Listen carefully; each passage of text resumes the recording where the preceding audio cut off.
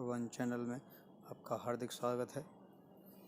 और आज हम चर्चा करेंगे माता भगवती माँ महाकाली के कवच के बारे में। भगवती माँ महाकाली 10 विद्याओं प्रथम विद्या महाविद्या मानी जाती हैं, जो उग्र रूप में जिनको पूजा जाता है, जिनको तामसिक रूप में पूजा जाता है और जिनको सौम्य रूप में पूजा जाता है। तो आज इनका एक छोटा सा प्रयोग मैं आपको बताने जा रहा हूँ, क्योंकि ये मेरा अनुभव है और मैंने कई लोगों के लिए किया भी है, स्वयं अपने लिए भी किया है, अपने परिवार के लिए भी किया है और बहुत से लोगों के लिए किया है। तो आज मेरा मन किया, बहुत दिनों बाद 6-7 महीने बीत के कोई वीडियो नहीं डाला अभी तक मैंने, तो मेरा मन किया कि आज आपको कुछ मैं दूं और कुछ बताऊं आपके लिए, आप सभी के लिए। तो आपसे वीडियो कंटिन्यू रहेगी, एक भी दिन का, एक भी हफ्ते का कोई गैप नहीं रहेगा। किसी कारणवश मैं वीडियो नहीं दे सका, आई नहीं, बता ही नहीं पाया आपको कुछ, तो उसके लिए क्षमा प्रार्थी हूँ। तो आज हमारा प्रयोग जो है वो है माता भगवती माँ महाकाली के कवच के बारे में, कि माता महाकाली के कवच से आप किन किन चीज़ों को आप दूर कर सकते हैं और किन किन चीज़ों से आप निजात पा सकते हैं। माता महाकाली या भगवती माँ माया दुर्गा एक ही स्वरूप मानी जाती है। तो आप चाहे उनको काली कह लीजिए, चाहे दुर्गा कह लीजिए, या फिर जो भी आपकी देवी, आपकी पूज्य देवी जो भी हों, आपकी इष्ट देवी जो भी हों, आप उनको मान लीजिए। काली सभी में विद्यमान है, भगवती माँ महाकाली सभी देवियों के साथ विद्यमान है, सभी के साथ वो अच्छे में बुरे में, वो हर जगह भगवती माँ महाकाली ही एक ऐसी देवी हैं जो 51 शक्तिपीठों में, वो हर शक्तिपीठ में आपको स्थापित मिलेंगी।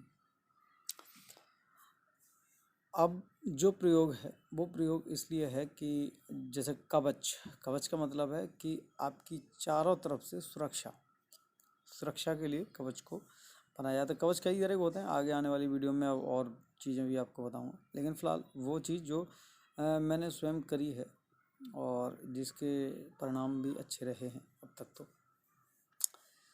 तो आप मान लीजिए, या आप हैं इस स्थिति में, कोई भी माता या बहन, कोई भी माता बहन मेरी अपनी स्वयं अर्धांगिनी को छोड़ के इस दुनिया की हर माँ बहन मेरी माँ बहन है।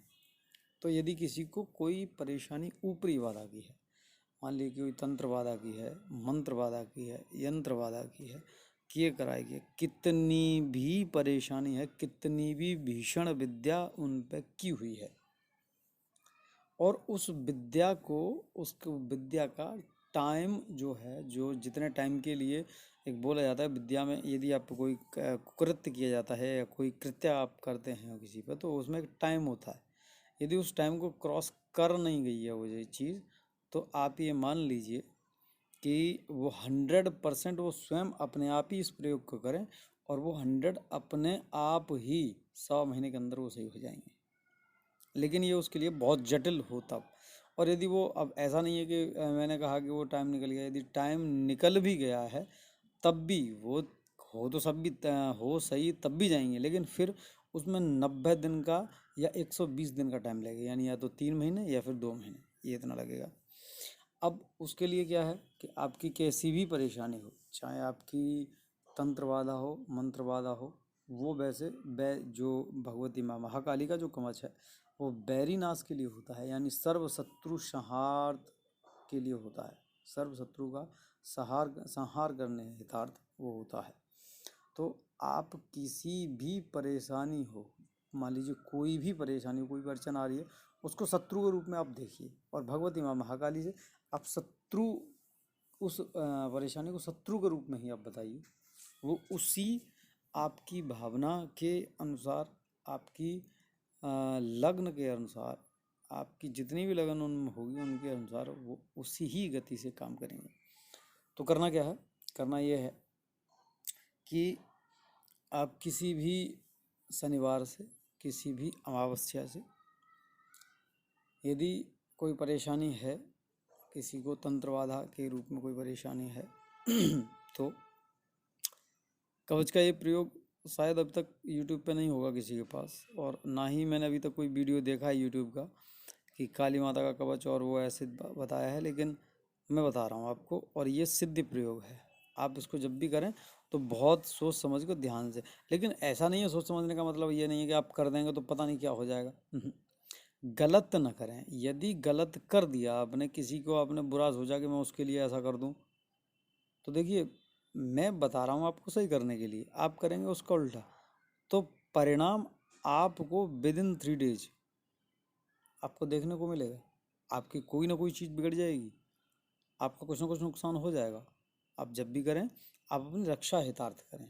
इस दुनिया में जितने भी प्रकार के शत्रु हैं, भगवती के सामने वो टिक ही नहीं सकते। बस आप ये अरदास लगाइए उनके चरणों में, जैसे मैं बताता हूँ वैसे, कि बस जो भी मेरा शत्रु है या जो भी मेरा कार्य रूपी जो अटक रहा है, वो जो शत्रु है, आप उसका संहार कर दीजिए, आप उसका निवारण करिए। संहार का मतलब है निवारण कर देना, उसका निवारण कर दीजिए, वो अवश्य करें। तो प्रयोग ये है कि आप किसी भी शनिवार सुबह या शाम कभी भी ले लीजिए। वैसे यदि कोई प्रयोग किया जाता है तो शाम को 6 बजे के बाद, सूर्यास्त के बाद उसको करते हैं। तो सूर्यास्त के बाद भगवान शंकर पर जल नहीं चढ़ाते हैं, तो आप सूर्यास्त से पहले, सूर्यास्त होने से पहले आप भगवान शंकर पर एक लोटा जल चढ़ाएं, उन पर धूप दीप उनको दिखाएं, और हो सके तो उनको थोड़ा पुष्प वगैरह भी चढ़ाएं, जितनी आप कर सकते हैं। यदि आप एक लोटा जल ही चढ़ा सकते हैं तो मैं एक लोटा की कहता हूँ, आप एक लोटा जल चढ़ाइए और एक धूप बत्ती लगा दीजिए, और महाकाल भैरव को आप याद करके उनको नमन करिए, उनके पैर छूइए, और आप आसन पर बैठ जाइए। आपको चाहिए होगी 3 मुट्ठी काली सरसों और 3 मुट्ठी पीली सरसों, ये आपको चाहिए होगी। तो आपको करना क्या है कि यदि कोई परेशानी है उसके लिए प्रयोग अलग है, और यदि कोई तंत्र वाला है तो उसके लिए प्रयोग अलग है।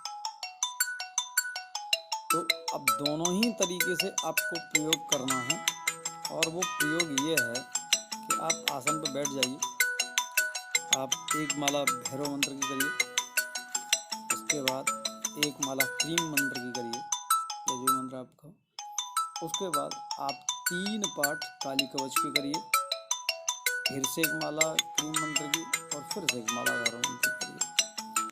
और जब भी आप माला करें या जो भी आप पाठ करें, जो 3 3 मुट्ठी जो सरसों रखी हुई है, आप उस पर फूंक मारते रहिए। एक पाठ खत्म हुआ आप फूंक मार दिए, एक पाठ माला खत्म हुई फूंक मार दिए। इसके बाद आप वो अपने पास रख लीजिए।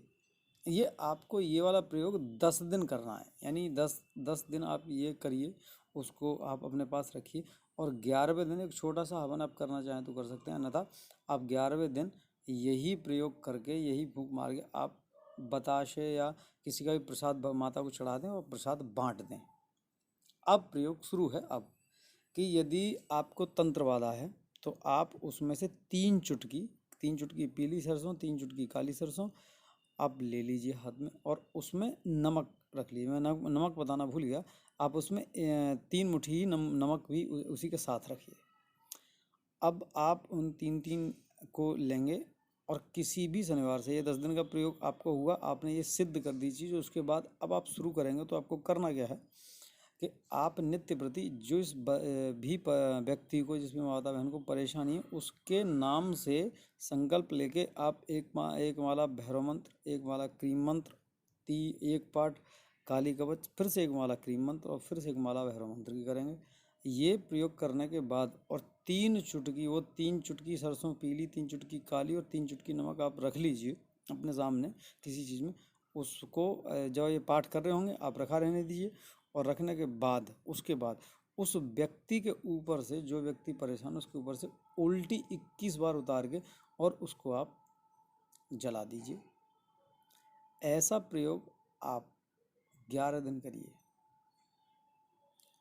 तंत्र बाधा कैसी भी क्यों न हो, छोड़ के जाना ही पड़ेगा, वो व्यक्ति सही होगा ही हो। और यदि तंत्र बाधा बहुत ही ज़्यादा खराब है तो आप 40 दिन करिए। ये मेरा दावा है कि ऐसी कोई इस ब्रह्मांड में विद्या ही नहीं कि इस प्रयोग के सामने टिक जाए वो विद्या। ऐसा हो ही नहीं पाएगा कि कोई विद्या इस प्रयोग के सामने रुक जाए। आप ये वाला प्रयोग करिए, और जो दूसरा प्रयोग है मैं नेक्स्ट वीडियो में उसको बताऊंगा। तब तक के लिए आप मेरा चैनल देखते रहिए जितेंद्र वन।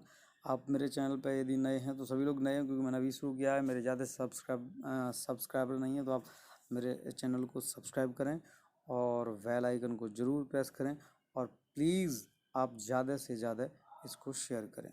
धन्यवाद, नमस्कार।